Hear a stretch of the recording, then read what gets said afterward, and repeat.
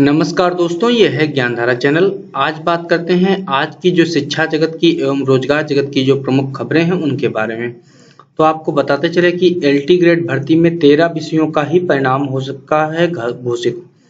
तो परीक्षा को 2 साल पूरे हो चुके हैं, लेकिन भर्ती प्रक्रिया पूरी नहीं हुई है।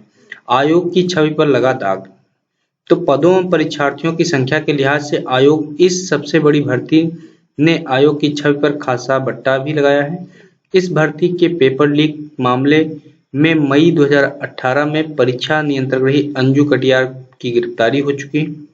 एसटीएफ ने आयोग परिसर में छापेमारी की। हालांकि पेपर लीक मामले की जांच 1 साल में भी पूरी नहीं हो सकी। तो आइए पूरा देखते हैं, पूरी खबर क्या है।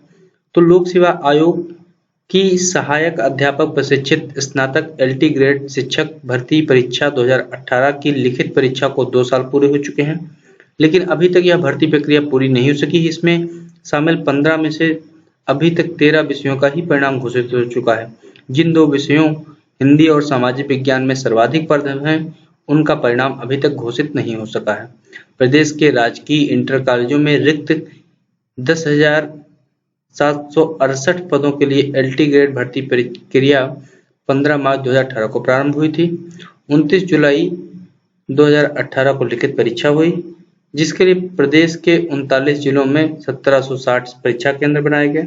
इस भर्ती के लिए आवेदन करने वाली जो कैंडिडेट्स हैं, उनकी संख्या लगभग 7.5 लाख से अधिक थी, जिसमें 52% शामिल हुए। लेकिन अभी तक हिंदी और सामाजिक विज्ञान का परिणाम घोषित नहीं हो सका, जबकि इन विषयों में जो है सबसे अधिक पद 3287 पद हैं। कुल पदों की संख्या का लगभग 30%। तो चलिए, और जो दूसरी खबर है लोक सेवा आयोग से, वो है एपीओ को लेकर के। तो 247 लोगों ने एपीओ मेंस की परीक्षा दी है। तो जो लोक सेवा आयोग की सहायक अभियोजन अधिकारी मुख्य परीक्षा गुरुवार को संपन्न हुई। मुख्य परीक्षा के लिए सफल 260 में से 258 ने मुख्य परीक्षा के लिए आवेदन किया। लखनऊ में 29 एवं 30 जुलाई को हुई मुख्य परीक्षा में 247 अभ्यर्थी शामिल हुए। अब बात करते हैं कि 26 अभ्यर्थियों की इंटरव्यू तिथि हुई परिवर्तित। लोक सेवा आयोग ने पीसीएस 2018 मुख्य परीक्षा में इंटरव्यू के लिए सफल 26 अभ्यर्थियों के प्रत्यावेदन पर विचार कर आयोग ने इनके इंटरव्यू में परिवर्तन किया है। तो आइए हम लोग देखते हैं अगली खबर। तो अगली खबर आ रही है कि ऑनलाइन कक्षाओं का हब बनेगा नोएडा। डिजाइन इंस्टीट्यूट नोएडा ने एकेटीयू से संबद्ध 750 कॉलेज के छात्र छात्राओं के लिए रिकॉर्ड में जाएंगे वीडियो। तो आपको बताते चलेंगे, तकनीकी संस्थानों की ऑनलाइन कक्षाओं के लिए नोएडा हब बनेगा। एकेटीयू ने से संबद्ध 750 तकनीकी संस्थानों के छात्र छात्राओं के लिए उत्तर प्रदेश डिजाइन इंस्टीट्यूट में वीडियो बनाए जाएंगे। संस्थान में बनाए जाने वाला यह वीडियो प्रबंधन, इंजीनियरिंग और फार्मासिस्ट की पढ़ाई कर रहे छात्र छात्राओं के लिए लाभकारी होंगे। चलिए देखते हैं अगली खबर। अगली खबर आ रही है, राजस्व विभाग में रिक्त पद भरे जाएं तो 30,000 बेरोजगारों को मिलेगी सरकारी नौकरी। 95,621 सृजित पदों में से करीब 30,000 पद खाली हैं। लाल फीताशाही केवल जारी है। भर्ती हो तो बेरोजगारों के लिए नई योग्यता के हिसाब से नौकरियां मिलेंगी, लेकिन भर्तियां हो कहाँ रही। तो प्रमुख संवर्गों में जो भर्तियों की स्थिति है वो पूरी देख लीजिएगा कि कितना कितना अवेलेबल है, सब कुछ दिया हुआ है। काम बढ़ता जा रहा है, नए पद नहीं बन रहे हैं, खाली पद भरे नहीं जा रहे हैं। ठीक है, चलिए हम लोग देखते हैं अगली खबर। अगली खबर है कि अब 15 और 18 सितंबर को होगी प्रवेश परीक्षा। ये बात है आईईआरटी में नए शैक्षणिक सत्र में दाखिले को लेकर के। गुरुवार को संस्थान के निदेशक विमल मिश्र ने अध्यक्षता में बैठक हुई। ये बात इलाहाबाद के जो आईआईटी उसको लेकर के। तो आवेदन की जो अंतिम तिथि है वो 14 अगस्त तक है। कोरोना इफेक्ट की वजह से अभी तक 10,000 भी आवेदन नहीं आए, जो कि अन्य शैक्षणिक सत्रों के लिए अधिक होते थे। अगली खबर है कि ऑनलाइन कक्षाओं की संख्या व समय सीमा तय। ये बात दिल्ली की इसकी है। तो दिल्ली सरकार ने क्या किया है, 1ली से 8वीं तक के छात्रों के लिए दिन में 30 से 35 मिनट के 2 सत्र और 9वीं से 12वीं के लिए दिन में 30 से 35 मिनट वाली 4 कक्षाएं होंगी केवल। तो कोरोना से बचाव के लिए राजधानी के स्कूल ऑनलाइन कक्षाएं चला रहे हैं। शिक्षा निदेशालय ने ऑनलाइन कक्षाओं की समय सीमा तय कर दी है। तो आपको बता चुका हूं कि 1ली से 8वीं तक 35-35 मिनट की 2 व 9वीं से 12वीं तक जो है 30-35 मिनट की 4 कक्षाएं चलेंगी। अगली खबर आ रही कि पोर्टल पर विवरण देने की तिथि बढ़ाने की मांग की गई है। प्रदेश के महाविद्यालयों में कार्यरत शिक्षकों एवं कर्मचारियों का डेटा मानवीय संपदा पोर्टल पर अपलोड किए जाने की अंतिम तिथि बढ़ाने को लेकर के निदेशक उच्च शिक्षा ने शासन को पत्र लिखा है। यह पत्र है कि महाविद्यालयों के शिक्षकों एवं कर्मचारियों का डेटा मानव संपदा पोर्टल पर अपलोड करने की जो तिथि है, अंतिम तिथि है, वो 31 जुलाई है, उसको बढ़ाने को लेकर के। अब अगली खबर है कि अंतिम वर्ष की परीक्षा को रोक नहीं सकते, यूजीसी ने कहा। तो अंतिम वर्ष की परीक्षाएं 30 सितंबर तक करवाने का मकसद छात्रों का भविष्य संभालना है, ताकि आगे कोर्सों की पढ़ाई में विलंब न हो। यह बात विश्वविद्यालय अनुदान आयोग ने उच्चतम न्यायालय में दाखिल जवाब में कहा।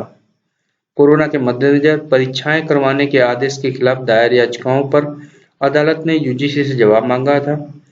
मामले में शुक्रवार को सुनवाई है, आज हुई थी। याचिकाओं ने छात्रों के साथ स्वास्थ्य हित को लेकर के परीक्षाएं आयोजित नहीं करने और 6 जुलाई को जारी किए गए यूजीसी के दिशा निर्देश रद्द करने की मांग की गई। दिशा निर्देश में विश्वविद्यालयों को 30 सितंबर तक अंतिम वर्ष की परीक्षाएं लेने का निर्देश दिया गया था। अगली खबर है नारी निकेतन में आवेदन 14 तक है। तो नारी शिक्षा निकेतन पीजी कॉलेज में अंतिम आवेदन की तिथि बढ़ा दी गई है और यहाँ पर अभी जो अभ्यर्थी हैं वो 14 अगस्त तक फॉर्म भर सकते हैं, ऑनलाइन ऑफलाइन दोनों तरह से भर सकते हैं। बात करते हैं बाबा साहब भीमराव अम्बेडकर केंद्रीय विश्वविद्यालय में, तो उसमें भी आवेदन की तिथि बढ़ा दी गई है। Graduation, post graduation, MPhil, PhD एवं डिप्लोमा कोर्सेज की जो अंतिम तिथि है वो बढ़ाकर अब 10 अगस्त तक कर दी गई है। चलिए हम लोग देखते हैं अगली खबर। तो अगली खबर जो आ रही है, यूपी बोर्ड में 2 व सीबीएसई के पाठ्यक्रम में है 5 रचनाएं। अंग्रेजी स्कूलों में ज्यादा पढ़ाए जा रहे हैं प्रेमचंद। ठीक है, चलिए देखते हैं अगली खबर। तो अगली खबर है कि जो शिक्षा नीति आई है, नई शिक्षा नीति आई है, उस पर वीडियो हम आपको उपलब्ध कराएंगे। तो जब चाहो और जो चाहो वही पढ़ने की व्यवस्था शिक्षा नीति के तहत की गई है। एक कोर्स में हासिल क्रेडिट का दूसरे कोर्स में भी हो सकेगा समायोजन। एक बार पढ़ाई छोड़कर गए छात्रों को दोबारा पढ़ने का मौका मिलेगा। 50% सकल प्रवेश दर का लक्ष्य। देश में विदेशी विश्वविद्यालयों के आने का रास्ता साफ। बदलाव पर मीडिया में लगातार बहस चल रही है। आइए देखते हैं थोड़ा डिटेल में।